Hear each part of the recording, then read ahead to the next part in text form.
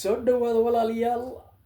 magacayga waa nuur kuna magac dheer Khamis Blue caawa waxaan doonayaa bal inaan diiradda saaro Afrikada Koonfureed Southern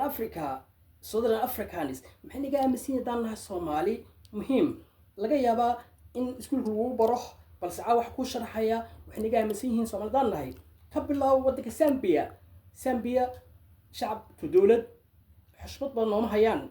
oo waa tegey dhaaf Zimbabwe waddan dariska la ah Zimbabwe daa tigtid no problem madow daa tahay waddankadaas kalaba caddaanka laga ogoleen waxaa tagtaa waddan daris la ah Mozambique Afrikaanimada waa jecel yahay Malawi tag waddan la Malawi la mid Koonfur Afrika hataa dhib ma leh balse shacabkeeda xogaay ayaa tuugnimada xogaay ayaa iyo bilalqada ayay xiiseeyaan maadaama uu gumaysta oo 96 oo la soo gaaray ay cabursan yihiin oo taariikh lagu dhigay ay marka sidaas ay tahay mudii Koonfur Afrikaanka shacabkeeda ma xuma oo waxa daliil ah madaxweynaha hore Zuma 2018 shacabka way bana bixiyeen Soomaaliya naga baxaan wuxuu yiri waddankan ajnabi to South African waa nugu firiyaan dhaqaalihiisa taas waxay daliil u tahay Koonfur Afrika xumeed dhaaf waxa tagtaa waddan Botswana Soomaali ma la tusi karo qofka markuu qaxooti isku dhiibo wal qabanaya xarqo xita la geenay sharciga waxa ku qoran Botswana qofka inuu shaqay karin qof ajnabi shaqo ma aad karo